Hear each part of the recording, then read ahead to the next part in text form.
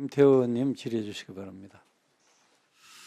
예, 먼저 그 이해찬 전 총리 운명을 달리하셨는데 상가 명복을 빕니다. 외교부 장관님, 네, 화가 좀 납니다. 무역 협상 타결, 자화자찬 지금 잉크도 마르기 전에 만세 뒤통수를 맞았습니다.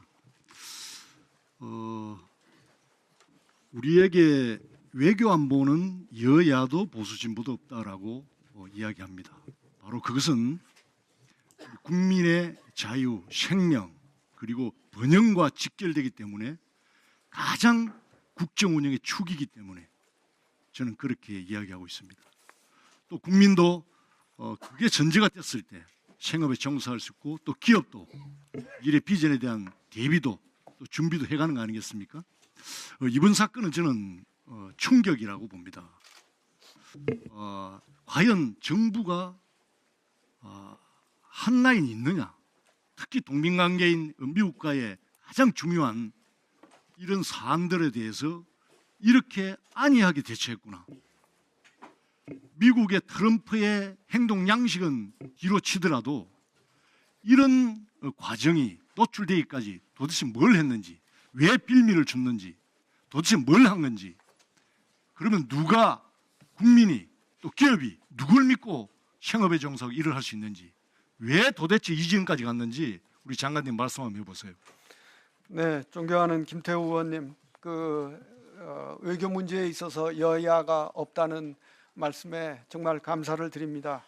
저는 지금 이번 트럼프 대통령의 이 메시지와 관련해서는 금방 불과 며칠 되지 않아서 새로운 메시지가 나오고 이런 것이 미국 정부의 성격을 잘 나타내고 있는 것이라고 생각합니다.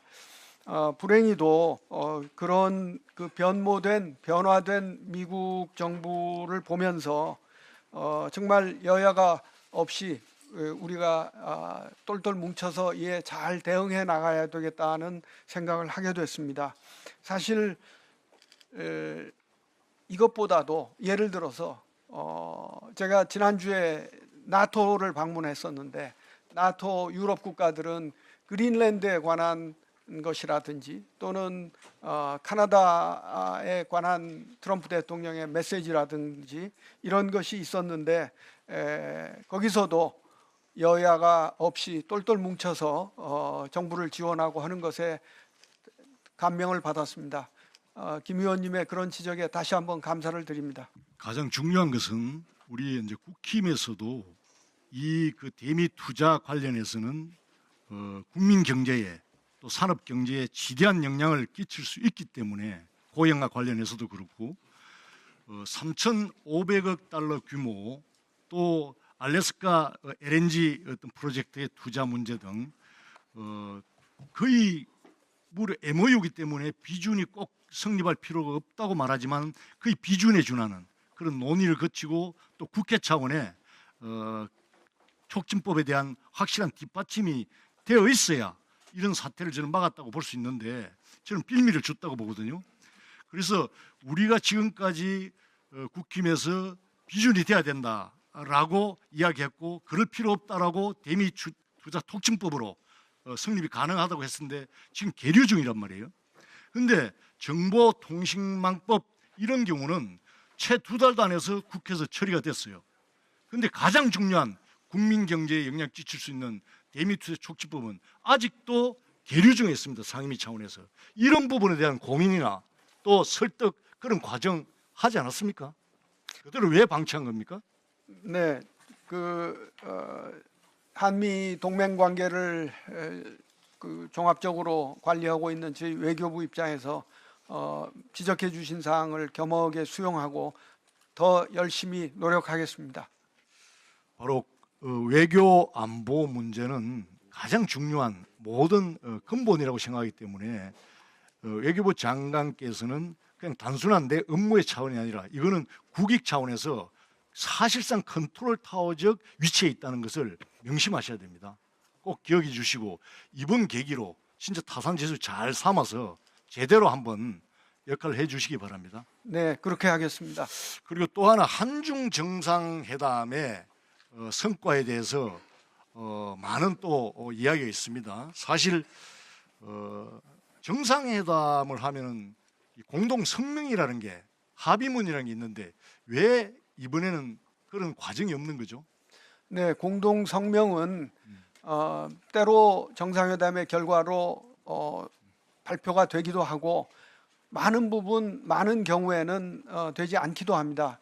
이번에는 사실상 공동 성명을 발표하기보다는 대단히 오랜만에 방문이 이루어졌고 중국 측에 세심한 배려와 환대가 있었고 그래서 그것으로서 이미 충분하다는 양측의 교감이 있어서 별도의 공동 성명이 없었습니다. 물론 그동안의 여러 가지 불편한 관계 속에서 재정립을 할 수 있는 좋은 계기가 된 것은 전 인정하고 싶습니다. 하지만 우리 현안적 관련, 주권과 관련, 영해와 관련 이런 사안에 대해서는 절대 저 자세를 보여서는 오히려 나쁜 시그널을 줄 수 있기 때문에 저는 우려를 많이 표명하거든요. 그래서 중국 서해 구조물 이런 서해 경계 확정 문제라든가 한한령 해제 문제라든가 북핵 및 남북 문제 이런 부분에 대한 시각차가 이번에 굉장히 뚜렷하게 크다는 걸 확인했지 않습니까?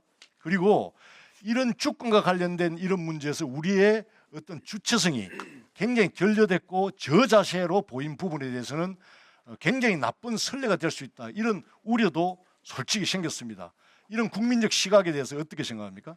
네, 저는 그 대통령께 사전 보고를 드리면서 몇 가지 말씀을 드렸는데 그 중에 하나가 그 한중 간의 대등한 관계를 정립해 나가고 등등이었습니다. 그래서 이번에는 전혀 저자세가 아니었고 심지어는 제가 그것을 한 가지 예를 들어 말씀을 드린다면은 대통령께서 중국과의 관계 개선의 중요성을 말씀하시고 나서 최근에 있었던 중국과 일본과의 관계 악화 이 문제가 나왔었는데 여기에 대해서도 중국과의 관계가 굉장히 중요하다.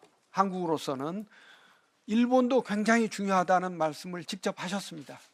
그럴 정도로 저제사와는 관계가 멀다는 말씀을 드리고 서해 구조물도 이미 보도가 나온 것처럼 저희가 그것을 정상회담의 성과로 그렇게 움직였다라고 얘기하고 싶지 않습니다. 그것은 한중 관계가 한 번의 정상회담으로 끝날 것이 아니기 때문에 다음 또 있고 그래서 상대방 처지도 생각을 해야 되기 때문에 그렇게 하지 않겠습니다만은 서해 구조물이 벌써 하나가 움직이기 시작했습니다. 그리고 한한령도 앞으로 얼음 녹듯이 점차 녹아갈 것이라는 것을 말씀드립니다.